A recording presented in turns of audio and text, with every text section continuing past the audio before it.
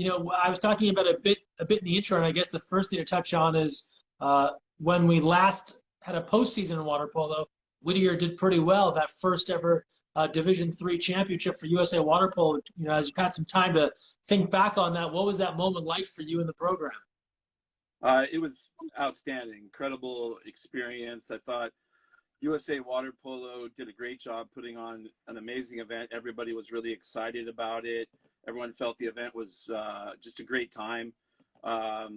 Administration at Whittier College did a great job, hosting the event, and then all the glory to the guys winning the first, annual USA Water Polo Division III championship was just a great experience. Super excited for my players. They were just overjoyed. And for those that are wondering, there was going to be a women's Division III championship, of course, with everything being stopped. That'll be next spring, so we're looking forward to that one. Of course, the next men's one this fall. We're talking with college coaches all week long, and as I mentioned to you, obviously bring you on with a focus on Division III. So I'm curious, from your standpoint, as you think of that student-athlete experience at the Division III level, what are some of the pros? What are some of the things that you tell people about the experience they'll get playing at that level and playing at a place like Whittier? In terms of water polo, we train just like it's any level with aim at success. So these guys train hard in the weight room, train hard with conditioning. We go over all the tactics. I consider myself a fundamentalist, so we're working on fundamentals all the time. But really just focusing on having a really successful season. And we play everybody, I think we played 7 out of the top 10 Division I teams last year. And then the SCIAC division is a really competitive, great coaches, great programs division. The biggest difference, I think, is we don't have as much pressure on the off season. We're not allowed to train in the summer. Spring is very limited in what they're doing. So they're focusing on academics, focusing on internships, traveling abroad, things like that to prepare themselves for their career. But in terms of water polo, we get after it just like anyone else does.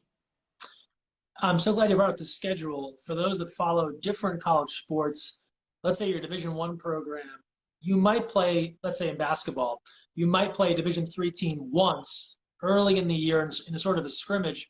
Water polo, given its size, is much different. Everyone can play everybody, of course, until you get into conference play. Yeah, we all play each other, especially here in Southern California or the California area. We do travel a bit, but we all play each other, Division I, Division III, Division II, it doesn't matter. And then once we get into conference play, it's really focused on SCIAC. And then moving forward now, SCIAC has a great tradition, and we were really focused on winning SCIAC and then winning the SCIAC tournament to get the berth to the first national championship. And it was a great conclusion for us this year. We've talked with a couple of college athletes in the past couple of weeks, and now I'm curious to get kind of the coach perspective. And maybe this applies to all programs, and maybe it's more for that level of water polo. But in your mind, what makes for a great student athlete? What's some things you're looking for in a person that's going to come and join your team, whether it's athletics, academics, the mix of both, personality, all that stuff? I think a great student athlete has some of the same traits in the classroom as well as at the pool or in the athletics. And that's, someone that's a hard worker, very coachable, great teamwork, and someone that is driven towards success, that sets high goals for themselves and works really hard to obtain those. We talk about the women's season being cut short, and we talked with, I want to say, 14 or 16 women that were part of different programs that were seniors. I'm curious, at the Whittier campus, when this news comes down that there won't be a postseason, the season will stop right here, how did the program handle that whole situation, and what was kind of the message that was shared to the team? It was probably one of the more difficult things in my career. Typically you conclude a season either winning a championship or, ending with a loss in a playoff situation. And then there's some type of conclusion, or closure in your mind. It was very difficult. I was really worried about the women's team, the players, the staff, and it happened so very quickly. We had just had a great home victory against CMS, and the girls had won 7 out of 8 games and really started clicking, and all their hard work started paying off. So it was very difficult, to stop. But obviously these are conditions that, none of us can control. But it was very difficult speaking with the team. I know I didn't have the right words to say because it's something that I've never experienced before, but just wanted to tell them how much I appreciated them and how much I cared about them, and that we're going to stay in contact, and we've been doing that. And I'm curious to that point, people weirdly have said that even though we're all physically apart, teams have gotten closer together because they've been forced to really up their communication. What are some of the things that your team has done to try and stay close? Yeah, so we call, we text, and then we've been having, Zoom meetings where everyone gets to see each other and we share stories. We talk about any problems they have. We go over academic issues, things like that. Talk a little bit about water polo, off-season conditioning, whatever we can do, kind of in-home conditioning that you see going all over the internet going on. Great strength and conditioning program. They've been giving them body weight workouts, whatever their hands on to work in their garage or in their offices or wherever they can find room, backyards. So we talk about those things as well. There was a lot of talk once the spring season was halted about what would happen to seniors. And I know a lot of that's been focused on Division One. I'm curious, has there been any guidance shared about D3 and what will happen to seniors that would want to play another year? Yeah, I think it may come down to an institutional thing, but in terms of our institution, those seniors will be allowed to come back if they wish to do so. It's just going to depend on if they're graduating and moving into, if they're graduating and going to a job, they may not come back. But maybe they want to add another degree or a minor or grad school. So we're still working out those things, but I know that's going to be an option for everyone at the level, not just Whittier College. We've talked often about the recruiting process, having people realize what's the best way to approach a coach, that sort of thing. In your experience, when it comes to interactions with players, what are some things you like? What are some things that you don't like as far as people approaching you or you interacting with athletes going forward? In terms of recruits? Yeah. Yeah, so obviously email is a great way to start it. Email, phone me, text me, and we start that relationship there. I love to see a video. I prefer to see a video of a whole game or a half, maybe where you see yourself as a player that best represents yourself in that game, just so I can see the flow of the game. I think a lot of people really get into making these highlight videos, but then you don't get to see situations, whether you're doing 6-on-5 or 5-man or defense or counterattack. So the flow of the game is really important. And then I love creating relationships. So anytime someone wants to come up and talk to me, always available for that and welcome that. I'd love to talk about water polo and meet new people and, amazing student athletes. We're talking with Dave Kasa from Whittier College, head coach of the men's and women's program there. And we'll take some of your questions as well if you have them. Of course, Dave has been at the community college level as well, but a bit of a focus here on Division III. And as we wait for some of those questions to kind of come in, one of my other questions for you was about kind of that experience. You touched on it a bit in the beginning. I think a lot of people fall in love with the Division I experience or the highest level program, and maybe they go to a place and it ends up not being the right fit, or they don't get a chance to play as much. I'm curious whether it's your program or what you hear from your colleagues at that level. What's a big selling point, or some of the other things that you kind of pitch people on, letting them know that even though it's still in Southern California and it's not maybe USC or UCLA, it's still high-level competitive water polo. Yeah, I think it's when you're 17 years old and you're a female or a male and you're trying to figure out what's the best fit for me. I know a lot of people set really high goals for themselves and they want to be at the best universities, but they only have so many roster spots. And I think it's key to find out what's going to be your best fit. Meet the coaches, meet the program, go to the schools, check them out. At Whittier College, we have a very personal relationship. The student-teacher ratio is 12-1. There's a lot of really big advantages. We offer a great international study abroad program where they actually get a scholarship, and they can do those things at the Division III level where you may not be able to do that if you're involved in an intensive off-season program. So that might appeal to certain student athletes more than others. And then obviously the opportunity to play and play in competitive games. We have a great facility at Weir. We drew really well, great crowds, great family support, administrative support. The faculty comes out as well. A third of our college is student athletes. So you get great support amongst each other between the sports. And it's fun to play in front of people. And now that we have an additional championship to play for, it really, I think kicks the value of free water polo experience. Talking with Dave Kasa from Whittier College. We'll jump into a few of your questions here, and we talked about kind of when to interact with coaches. And Tommy asked a good question: at what age do you like players to reach out via email or talk to you in person? It's all across the board, and I welcome anyone. I know I've had some people young contact me, and I tell them I'm not really that age group. Keep an open relationship and communicate with each other via email. And when I get into their junior year, I can go out and watch them, or I can watch them at a junior Olympic event or other events. So typically the majority of my recruits are coming in their junior year, and then in the fall of the senior year. This is not related to water polo, but Will wants to know why does everyone on this chat have the same hairstyle? And Will, I can't help you out. We're just two good-looking guys. So. Yeah, absolutely. I think it's genetics. This is a helpful question that comes from Cole, and he's from New Zealand. But I'll bring it up because we often get messages from international athletes, and I'm not sure how often you get a chance to recruit, but so often we'll get a random message from an international athlete that says, I'm from country X, I'd love to play in the U.S. Do you get a lot of those just solicitations from international athletes? What's the best way for people to kind of approach that sort of thing? Is it different school by school? How do you handle it?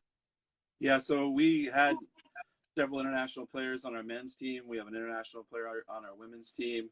And they just communicate to me over email, like I'm sure they would to a Division I program. The same thing when I was at the community college at Long Beach City.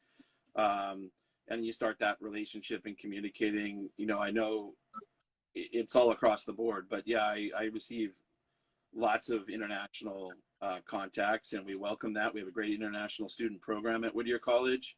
And for a lot of them, it's a really good fit, and their experience as students and athletes has been a good fit.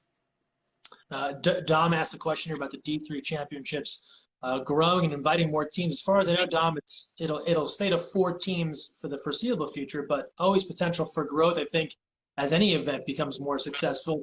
You touched on the D3 championship earlier. Having an event like that, how helpful is that in recruiting, knowing that kids can now go to a very specific national championship for their level? I think it's amazing.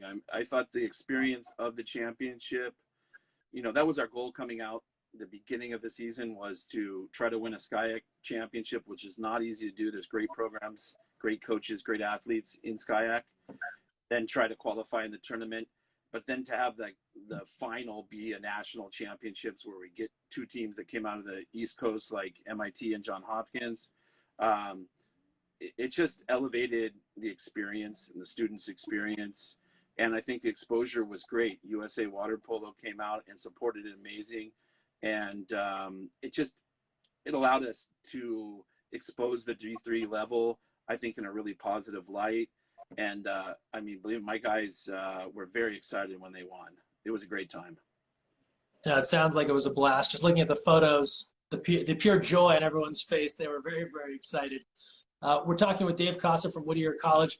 Later in the week, we're going to talk with Bruce Watson, head coach of San Jose State, but someone that was at the JC level for a while. You've been at that community college JC level. I'm going to ask Bruce about this too, but I'm curious for your take. That process at that community college or junior college level, getting ready to transfer up somewhere else. What is that like for the athlete, and is it a challenging situation? Is it something that's fairly easy to navigate? What's your memory of that process for athletes? I think some of the teams that I coached at community college had amazing athletes on it, and Bruce is a good friend of mine, and he had some great teams, and we had a lot of great battles over the years, along with Golden West and Scott Taylor. But there's some amazing athletes. I coached guys that went on to be the NCAA MVP at Cal Berkeley, Lazar Andrich, and many others that went on to play at Division One. They went on to play at Division Threes. So we recruit, obviously, junior college a lot. I have several junior college players on my team, and they had a big impact. So I think it's Division Three is a great transfer from community college to Division Three if they can't find a roster spot on a Division One that they know they can have an impact, or perhaps doesn't fit them as a student athlete best. But I feel like the community college is a lot stronger than people think, and the players that I got from those great programs really helped us a lot. And given the nature of those schools, right, typically two-year programs, is there a more concerted focus on getting people ready to make that jump to a different program? Is that kind of the intention? Everyone knows that's the goal coming in. I can mainly speak for Coach Oding and myself at Long Beach City, and I know that was a goal at Golden West and West Valley and some other great programs as well. Absolutely, guys were going there trying to develop, getting good minutes to play, and then we would work hand in hand with them to try to find them their best fit at the next level. A couple of other questions coming in here. We're talking with Dave Kasa from Whittier College, reigning men's Division III champions. I saw it earlier. Mags asked a question. Ideally on a team, how many goalies would you carry? It just depends year to year. This last year's men's team, I believe we had the largest roster in Division III, and we had 5 goalies. Now, okay. One was a walk-on, but I believe we'll have 4 or 5 again this next year. But I think ideally you got to have 3 in terms of for practice. And then if you're having a larger roster and you're doing shooting stations or you're doing a circuit training, you're doing other things, it really helped out having more. And then, of course, injuries or sickness. But it is difficult when you can only play 1. And then we played 2 a lot last year. And then, of course, there's times where you try to sneak in the other people in games that fit them best. I get the sense from the comments that we have a lot of your either current or former players joining us here. A lot of love for you, Coach, in these comments. They're hilarious. It leads me to ask you about building good team chemistry. And you've been at this a little while, but is there a thing or things you do in preseason or as you're assembling your team that are really a focus on trying to get everyone to work well together? Absolutely. And I definitely have a plan with that. We definitely do team things together. I try to get them, we call it a tribe at Whittier. So we want to be a family and do things together. And these guys study together, they eat together, they go to other games on campus together. They have a good time together. And then they play together. So they're definitely a tribe. We do other things like the women's team went out. We were lucky enough to go out to Brown University in the beginning of the season.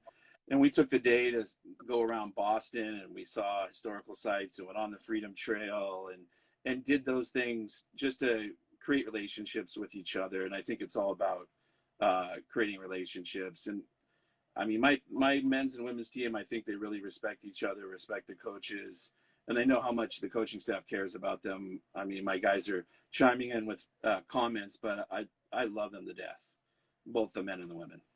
No, it's definitely evident. Talking here with Dave Kasa from Whittier College. Another question from 6-8 Sports came in just to kind of drill down a bit more on the Division III recruiting process.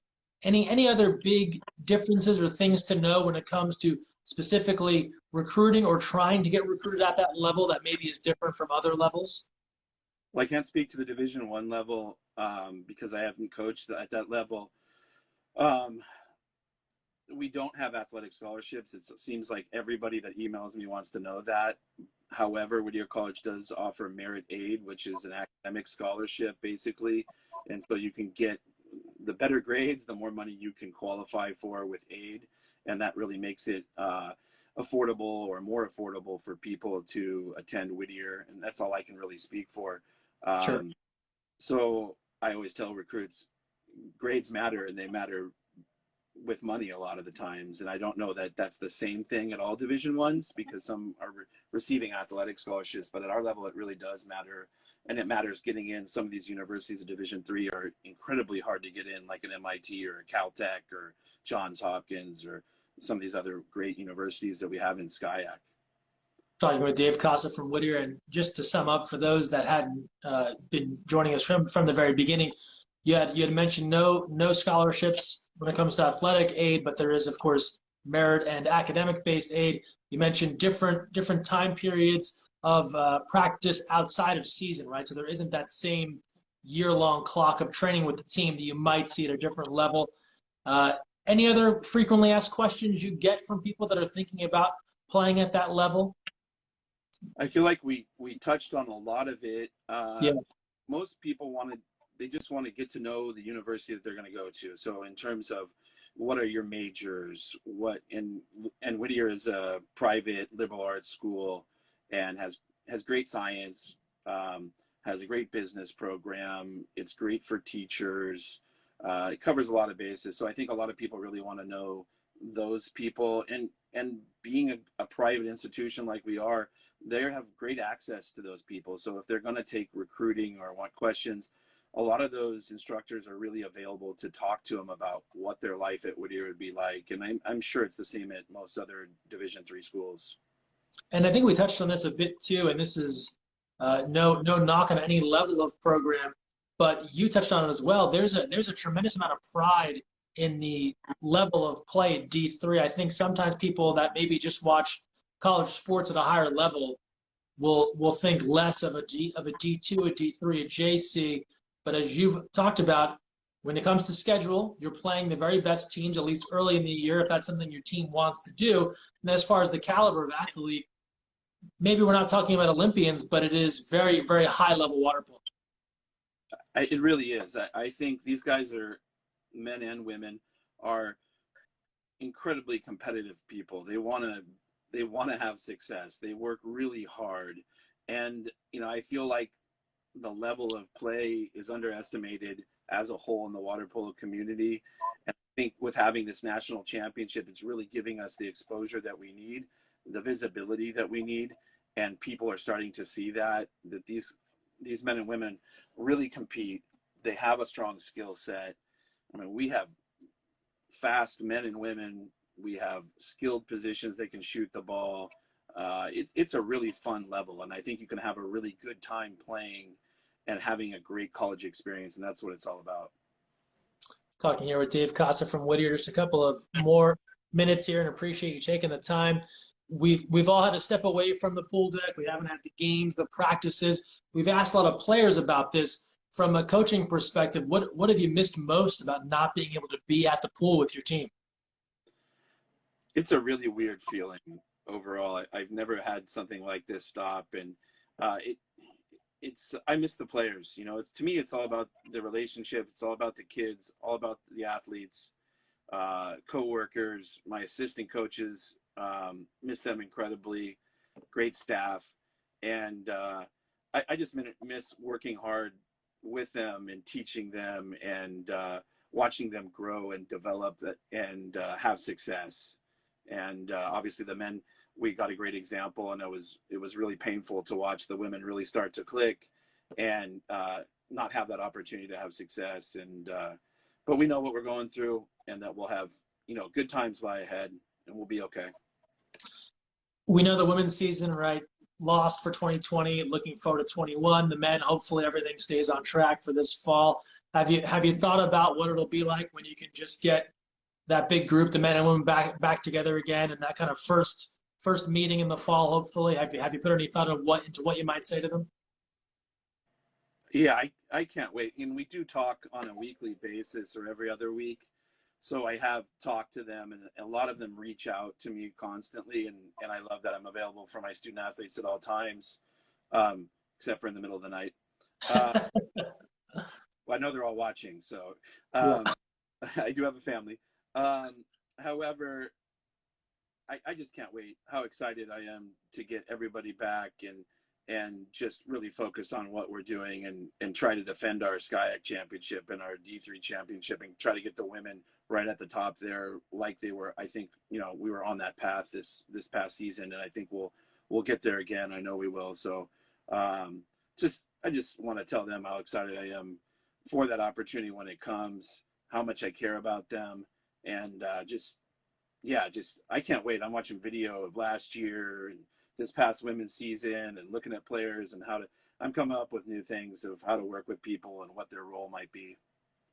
And then just the last thing for you, we had one more good question come in, but whether it's water polo or something else in their lives, some stories, maybe some athletes that have gone on to do other things after you've coached them in water polo. Anyone recently come to mind that's left the Whittier program that you're proud of what they're into now, whether it's in or out of the pool? There's a lot of them. Of course, I've only been at Whittier for 2 years, so yeah, a lot of my old relationships that I still talk about are still from Long Beach City College, like a Cassie Zebich, who's been posting here. She's risen to the top of AG, which runs the Staples Center and the Clippers and the Kings and all that. And I think she's vice president of communications. So proud of her and her story. She went from Long Beach City to San Diego State and is now coming to Whittier games. And she was at the championship games and cheering for us. So a lot of my tribe sticks together. But my first year at Whittier, a guy graduated and is now the grad assistant at Wagner College, Marc-Andre Waugh.